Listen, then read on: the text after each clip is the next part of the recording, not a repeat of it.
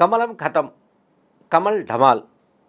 ఇక తెలంగాణలో BJP గల్లంతు, BJP address లేదు, బీజేపీ పని అయిపోయింది. ఇదంతా బీఆర్ఎస్ పార్టీ సోషల్ మీడియాలో, బీఆర్ఎస్ పార్టీ మీడియాలో పెద్ద ఎత్తున ఉధృతంగా ప్రచారం మొదలుపెట్టారు. దీనికి కారణాలు మనం అర్థం చేసుకోవచ్చు. అంటే యాక్చువల్గా జూబ్లీహిల్స్ ఫలితం అందరికీ తెలిసిందే. అంటే బీఆర్ఎస్ కాంగ్రెస్ మధ్యనే పోటీ అనే సమాచారం కానీ అట్లా వాతావరణం ఉంటుందని కానీ ముందుగా ఊహించింది. ఆ విషయాన్ని పాపం బీజేపీ రాష్ట్ర అధ్యక్షుడు ఆయన ఒప్పుకున్నాడు. ఎవరు? రామచంద్రరావు.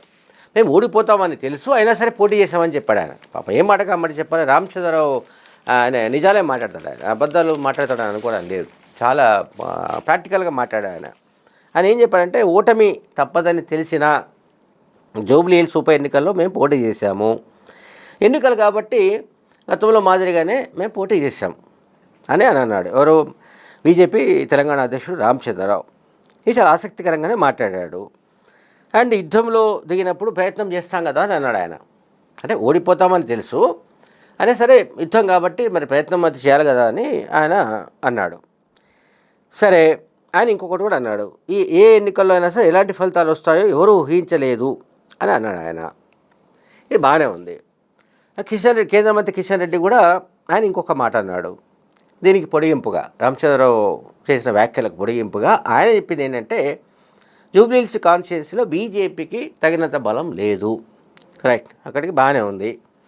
తర్వాత ఆ నియోజకవర్గ పరిధిలో మాకు ఒక్క కార్పొరేటర్ కూడా లేడు, అంటే బీజేపీకి ఒక కార్పొరేటర్ కూడా లేడు. అయినా సరే ఈ నియోజకవర్గం నుంచి అంటే ఈ నియోజకవర్గం ఉన్న పార్లమెంటరీ కాన్స్టిట్యున్సీకి ప్రాతినిధ్యం వహిస్తున్నందున యాజ్ ఏ ఎంపీగా నేను గట్టి ప్రచారం తీసుకున్నాను, గట్టి ప్రచారం చేశాను. అయితే అన్ని వనరులు ఉపయోగించాము, శక్తివంతంగా పోరాడాము, హోరాహోరీగానే పోరాడాము. అయితే ఎన్నికలకు ముందు ఎవరైనా సరే ఓడిపోతామని చెప్పరు కనుక మేము కూడా ముందుగా చెప్పలేదు. ఫలితాలు అనుకూలంగా రావని తెలిసినా మేము పోటీ చేశాము. ఓల్డ్ సిటీలో ఒకే పార్టీ మినహా మరొక పార్టీ గెలవదు. మళ్ళీ ఆయన ఎందుకు ఓల్డ్ సిటీకి వెళ్ళాడు, దానికి ఏం సంబంధం మనకు తెలియదు. సో ఇక్కడ మనం విశ్లేషించాల్సి ఏంటంటే, బీజేపీ గతంలో అంటే చాలా సందర్భాల్లో ఆ పార్టీ నాయకులు, ఆ పార్టీ నాయకత్వం, కిషన్ రెడ్డి కావచ్చు, మరొకరు కావచ్చు, చాలామంది మాట్లాడుతూ వచ్చింది ఏంటి, ఈవెన్ కేంద్ర మంత్రి బండి సంజయ్ కానీ, మేము తెలంగాణలో అధికారంలోకి వస్తాం, ఏదో ఒక రోజు గ్యారంటీ అని 2018లో చెప్పినట్టు గుర్తు, 2023లో చెప్పినట్టు గుర్తు, మళ్ళీ ఇప్పుడు ఈ మధ్యకాలంలో కూడా ఇటువంటివి కామెంట్స్ చేశారు. బహుశా జూబ్లీహిల్స్ ఫలితం తర్వాత ఇంకా అటువంటి ప్రకటనలు లేకపోవచ్చు, ప్రకటనలు ఉండే అవకాశం లేదు.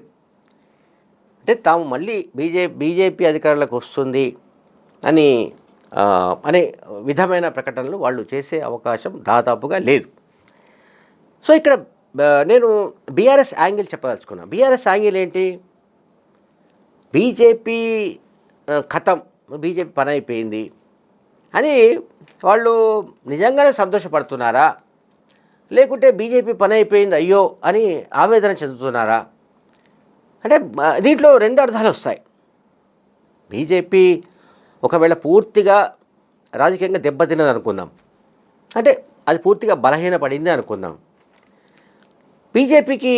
బీఆర్ఎస్ పార్టీకి వచ్చే ప్రయోజనం ఏమిటి? యాజ్ ఇట్ ఈస్గా బీజేపీకి నిజంగానే బలం లేదు, మనందరికీ తెలుసు. కానీ పార్లమెంట్ ఎన్నికల్లో వాళ్ళకి 8 సీట్లు రావడానికి బీఆర్ఎస్ పార్టీ సపోర్ట్ చేసిందన్న ఆరోపణలు వచ్చాయి. దానికి బీఆర్ఎస్ పార్టీ జవాబు చెప్పలేదు. అట్లాగే బీఆర్ఎస్ బీజేపీ ఈ రెండూ కలిసిపోతాయి, బీఆర్ఎస్ బీజేపీలో విలీనం అవుతుంది అనే చర్చ కవిత కారణంగా జరుగుతూ వస్తుంది. దానిపైన కూడా స్పష్టంగా బీఆర్ఎస్ వైపు నుంచి సమాధానం లేదు. ఇప్పుడు జూబ్లీహిల్స్లో బీజేపీ ఓడిపోయిన నేపథ్యంలో ఇంకా బీజేపీ పని అయిపోయింది, కమలం పని అయిపోయింది, అండ్ మేమే ప్రత్యామ్నాయం అంటే ఎవరికి ప్రత్యామ్నాయము? కాంగ్రెస్ పార్టీకి. అయితే ఇక్కడ నేను ఇంకొక మాట కూడా చెప్పాలి. గతంలో బహుశా కేసీఆర్ అనుకుంటా, ఆయన ఏమంటూ వచ్చాడంటే, ముఖ్యమంత్రిగా ఉన్నప్పుడు, ఆ తర్వాత కూడా అసలు బీఆర్ఎస్ పార్టీకి ప్రత్యామ్నాయం లేదని చెప్పాడు ఆయన. తెలంగాణలో బీఆర్ఎస్ పార్టీకి ఆల్టర్నేటివ్ లేదు, అయితే BJP or Congress or whoever, ప్రత్యామ్నాయమే లేదన్న పార్టీ చివరాఖరకు కనువిప్పై గుణపాఠం నేర్చుకొని కాంగ్రెస్కు ప్రత్యామ్నాయం మేమే, అంటే బీఆర్ఎస్ పార్టీనే అని చెప్పేదాకా వచ్చింది ఆ పార్టీ, బీఆర్ఎస్ పార్టీ. అయితే ఇక జూబ్లీ హిల్స్ ఫలితాలపైన రకరకాల విశ్లేషణలు వస్తున్నాయి. ఈ విశ్లేషణల్లో ఇది ప్రధానంగా అంటే బీజేపీ భవిష్యత్తు ఏంటి, అంటే బీజేపీ రాజకీయంగా తెలంగాణలో ఆ పార్టీ ఎంత మేరకు పుంజుకునే అవకాశం ఉంది, అసలు పుంజుకుంటుందా లేదా అనే ఒక పరిస్థితి కూడా మనకు కనిపిస్తోంది తెలంగాణలో. ఎందుకంటే తెలంగాణలో సాధారణంగా అంటే చాలా చోట్ల, చాలా రాష్ట్రాల్లో లైక్ తమిళనాడు, లేకపోతే వెస్ట్ బెంగాల్, లేకపోతే మరికొన్ని చోట్ల ఎక్కడైతే ప్రాంతీయ పార్టీలు చాలా బలంగా ఉన్నాయో అక్కడ బీజేపీ ఆధిక్యాన్ని ప్రదర్శించలేకపోతోంది. ఇది పార్టికల్గా మనకు కనిపిస్తున్న విజిబుల్ ఒక దృశ్యం. సో తెలంగాణలో అధికార పార్టీగా ఇప్పుడు అధికారంలో ఉన్న పార్టీ జాతీయ పార్టీ, నాట్ లోకల్ పార్టీ కాదు, ప్రాంతీయ పార్టీ కాదు. కనుక జాతీయ పార్టీ ఉండగా బీజేపీ పుంజుకోవాలి. నిజానికైతే కాంగ్రెస్ బీజేపీ దేశవ్యాప్తంగా బద్ధశత్రులైన కారణంగా బీజేపీ కాంగ్రెస్తో హోరాహోరీగా పోరాడవలసిన పరిస్థితి.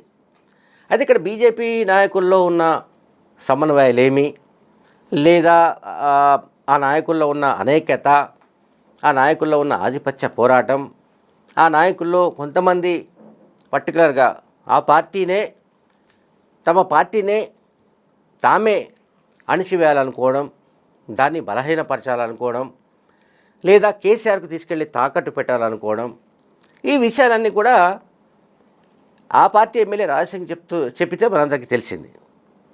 అదంతా ఒక యాంగిల్. కానీ ఇప్పుడు బీజేపీ, బీఆర్ఎస్ ఈ రెండు పార్టీల విలీనము అండ్ వీటికి సంబంధించిన అది కూడా కొంత డైలమాలో పడినట్టుగా కనిపిస్తోంది. అంటే బీజేపీ కనుక బలంగా ఉంటే ఖచ్చితంగా బీజేపీతో కలవడానికి వీళ్లకు బహుశా అభ్యంతరం ఉండేది కాకపోవచ్చు. అండ్ 2023 అసెంబ్లీ ఎలక్షన్స్లో 25,866 ఓట్లు సాధించిన ఇదే బీజేపీ అభ్యర్థి లంకల దీపక్ రెడ్డికి ఈ ఉప ఎన్నికల్లో 17 ఓట్లు మాత్రమే వచ్చాయి. సో రిమైనింగ్ 8,000 ఓట్లు ఎక్కడికి వెళ్ళాయి? మేబీ అవి బీఆర్ఎస్ ఖాతాలోకి వెళ్ళి ఉండాలి. అలాగే భారతీయ జనతా పార్టీ, బీఆర్ఎస్ ఈ రెండు పార్టీల సంబంధించి ఎంతో చెప్పినట్టుగా ప్రాంతీయ పార్టీలు బలంగా ఉన్న చోట బీజేపీ ఎంట్రీ కష్టమవుతూ వచ్చింది. కానీ రేవంత్ రెడ్డి ఫార్ములా కారణంగా, అంటే ఆయన చూడండి, రేవంత్ రెడ్డి చాకచక్యంగా రెండు పార్టీలను క్లోజ్ చేసే పనిలో ఉన్నాడు ఆయన. అటు బీజేపీని, ఇటు బీఆర్ఎస్ను. ఈ రెండు పార్టీలను ఈ రెండు పార్టీలో ఒక పార్టీ తనకు తానే క్లోజ్ అవుతోంది as per the Jubilee hills results. And BRS party కూడా ఆ పార్టీకి సమర్థమైన నాయకత్వం లేని కారణంగా ఆ పార్టీ కూడా క్రమంగా అది కుంగిపోయే దశకు చేరుకుంది.